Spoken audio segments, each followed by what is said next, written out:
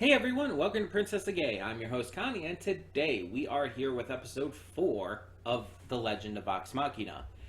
And I have a question. How are they going to top last episode? Because last episode I believe I mentioned was my favorite so far. But it was like so drastically better than the first two in pretty much every way. And that's not to discount the first two, they were still good. But the third episode was just so amazing.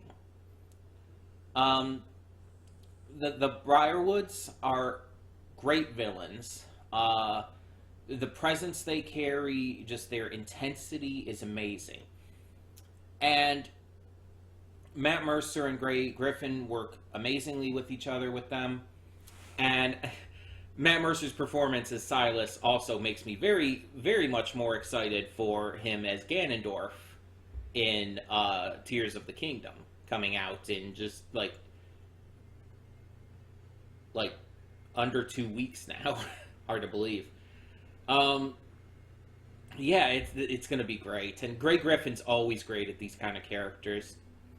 Um, but this arc seems to be also focusing a lot on Percy, who has a darkness to him.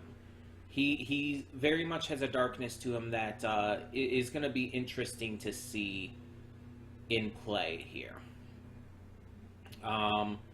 We see how he handles the coachman, and I definitely want to learn more about that. But we also have Vax, who got bodied by them, just completely destroyed. And yeah, things just weren't going well. The only reason that the Briarwoods left is because they were about to be discovered, and I don't think they want that. So yeah, shit's going down. But the problem is that because of their influence over Sovereign Uriel, as well as just, what Uriel and everyone saw coming into things there, Vox Machina are being villainized and are being arrested. So that's never fun. They just got their house and everything, and shit just has to go down just like right quick.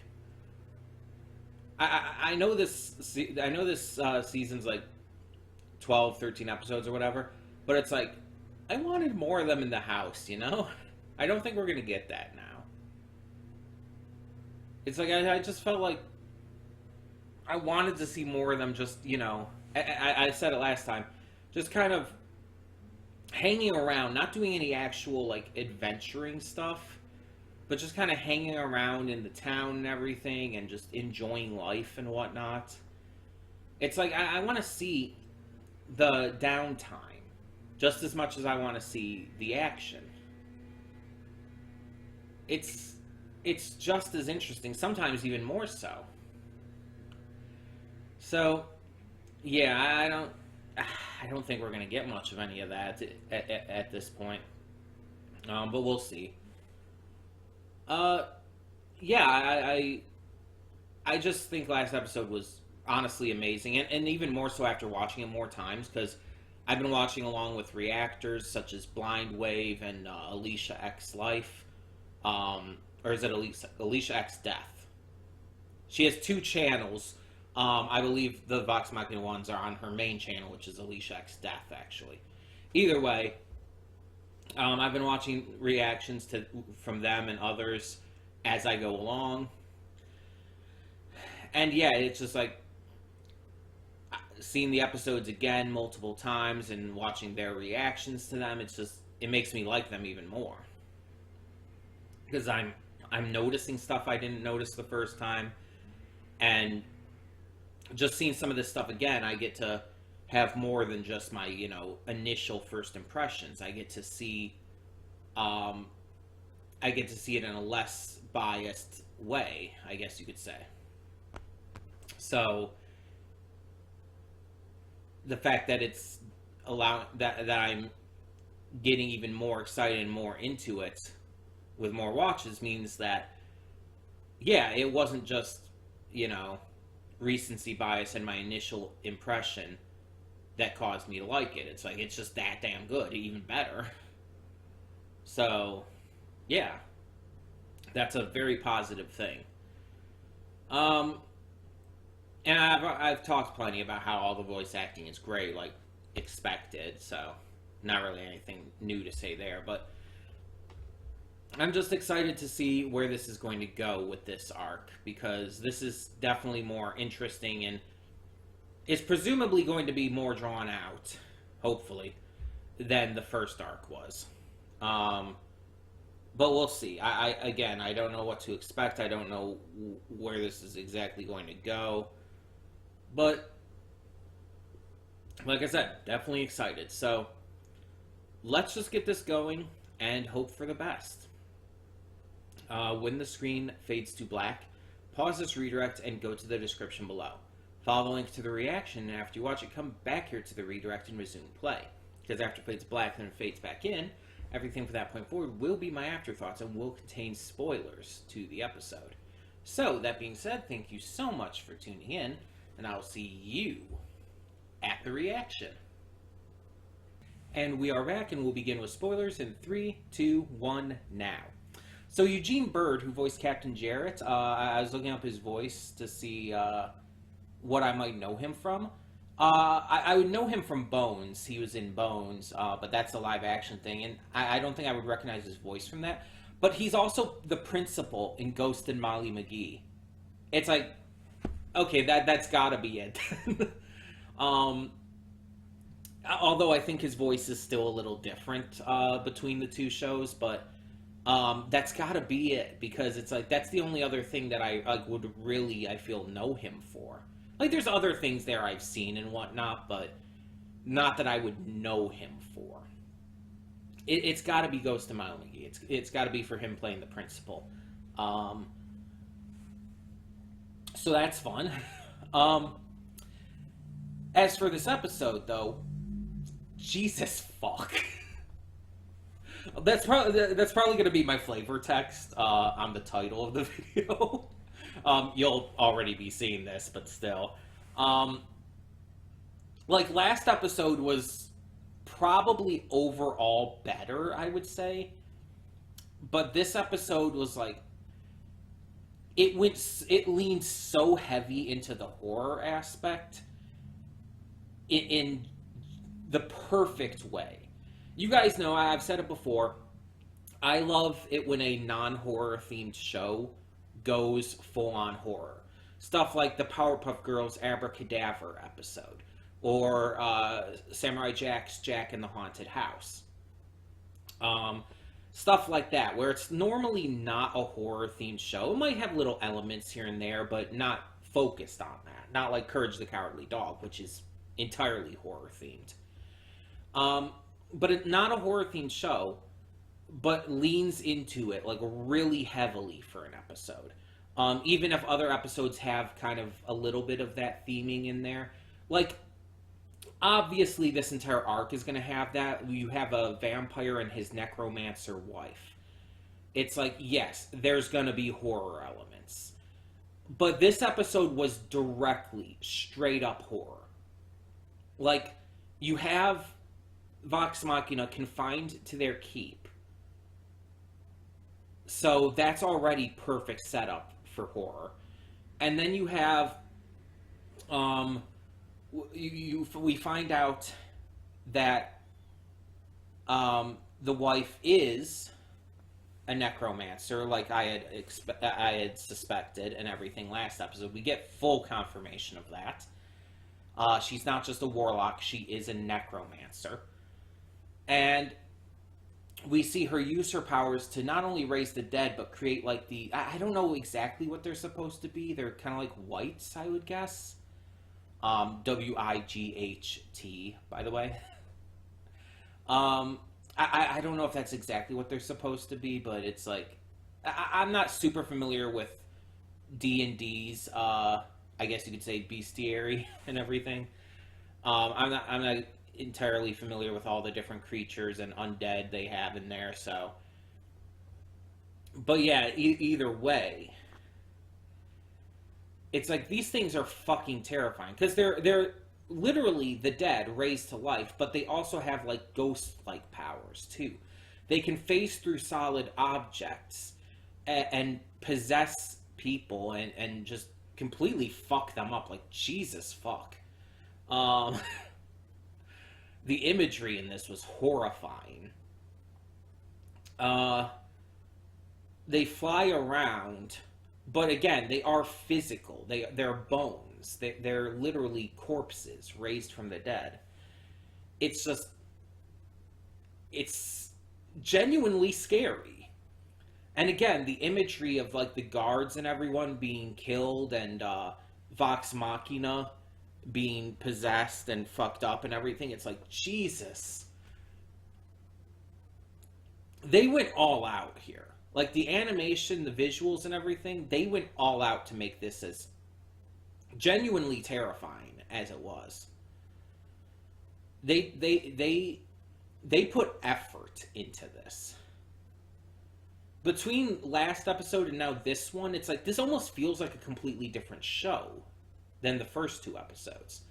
And I mean that in a very good way. And again, like I said before, it's not to discount the first two episodes. The first two episodes were great in their own right. I still think it should have been a three-parter to open up to have for that arc with the dragon, but still, um,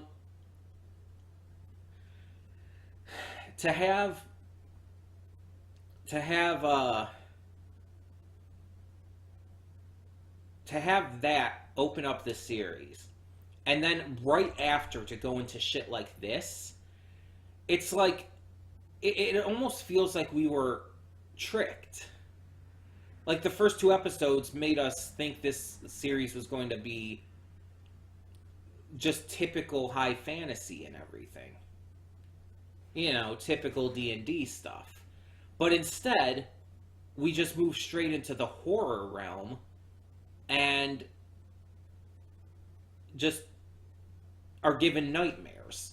Just I that's it's really horrifying. And I think that's the best way to do this kind of thing too. Like if you're going to introduce a horror element, make it as scary as possible. Especially when it's in a show that's not normally horror. Although if this is what this entire arc's going to be like, I guess maybe it would be more normally horror in this series. The opening does not prepare you for this shit. But even beyond that, we do get some good character stuff in here, like with Pike and her waning hope and her fears of losing her connection to the Everlights and everything. And by the end, she even chooses to leave the group for the time being.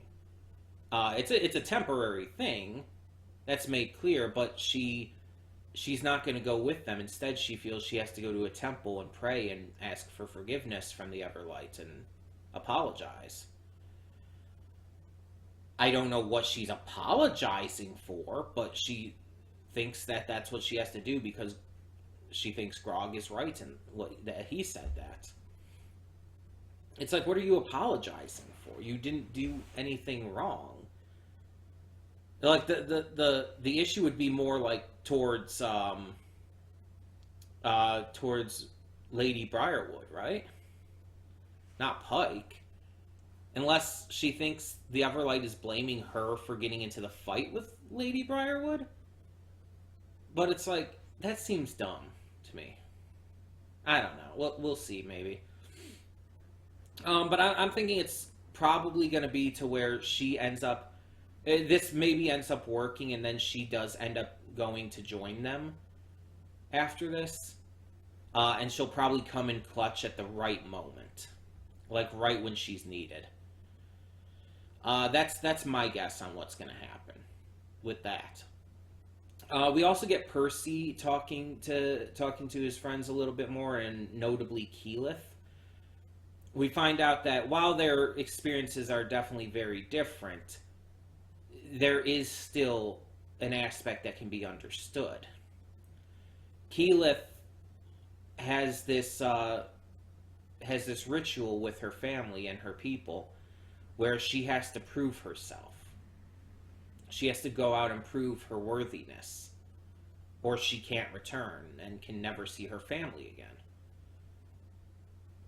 It's very different, like Percy said, her family is still alive. But at the same time, she understands the idea of missing one's family and the idea of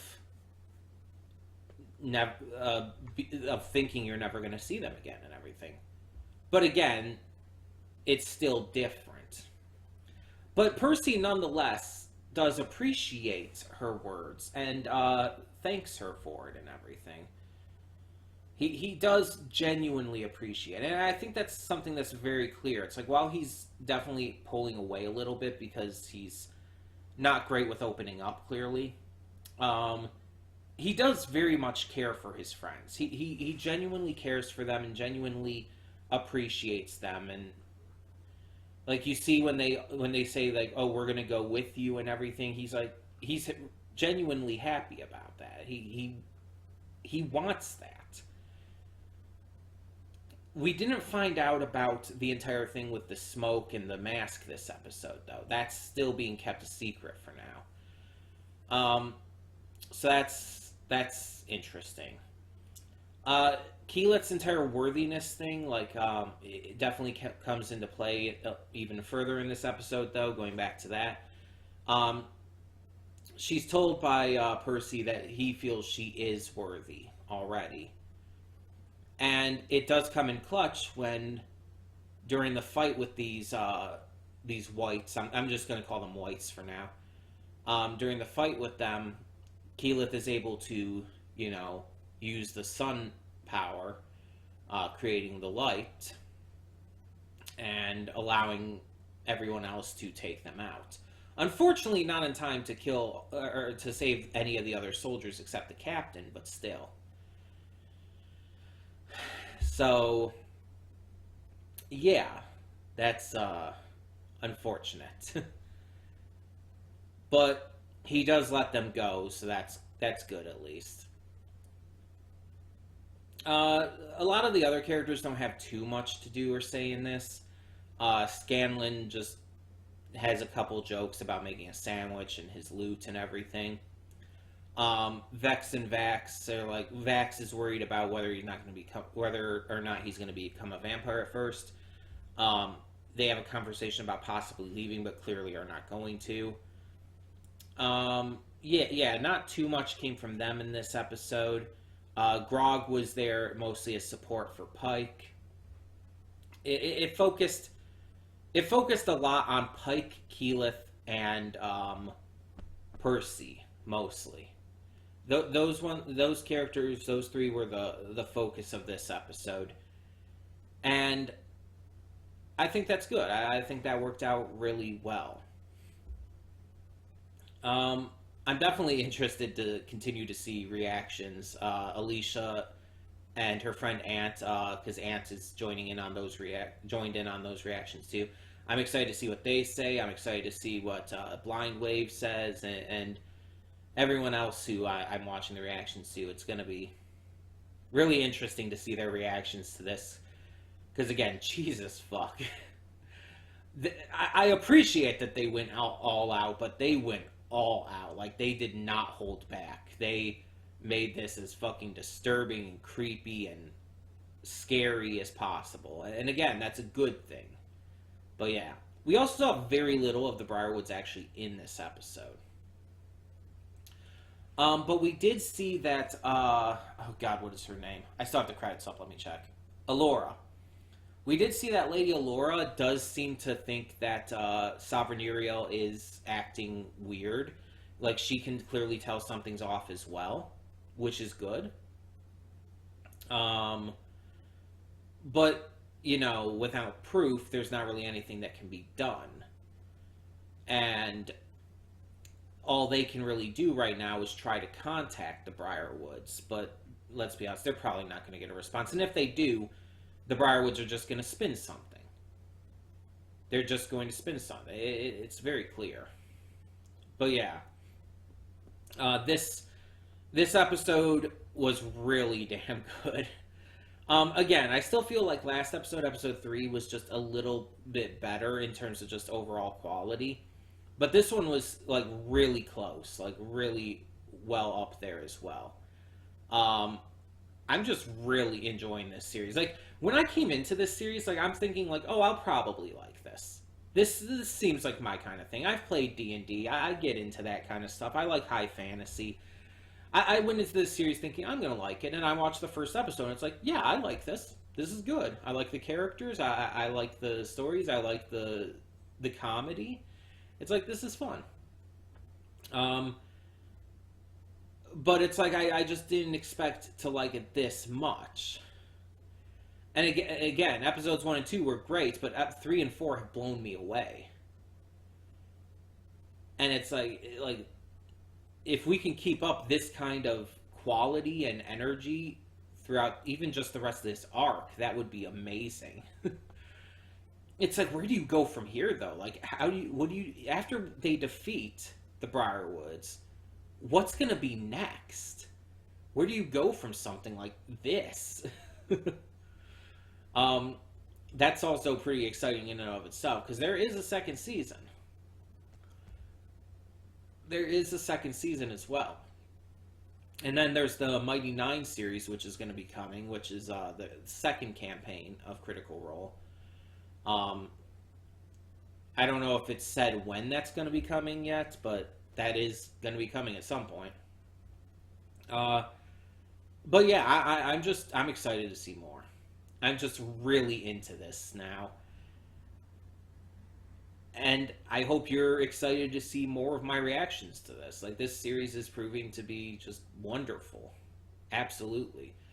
Um, and as a little catch up, just before we close this out, my initial favorite character was Keyleth. But a lot of times, not all the time, but a lot of times, my initial favorite ends up not being my favorite, period. I guess you could say.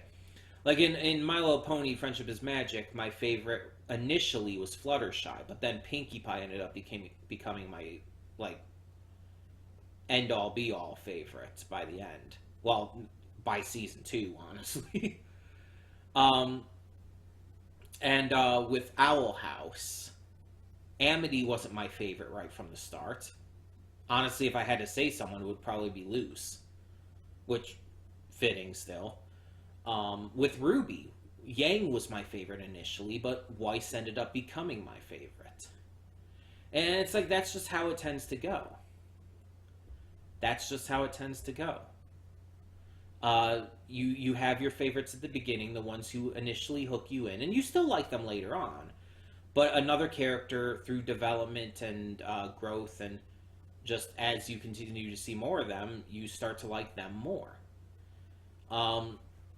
Keyleth was my initial favorite, but I'm already seeing the kind of leanings that could go other directions. Right now, Keyleth is still my number 1. But Vax has gotten some major points. Vax is definitely starting to lean into becoming one of my favorites. And Pike is as well. Pike was always my number 2 after Keyleth from the start, but yeah, this is, I think Vax or Pike could easily overtake Keyleth. Percy, I like Percy, but I don't see him becoming my favorite.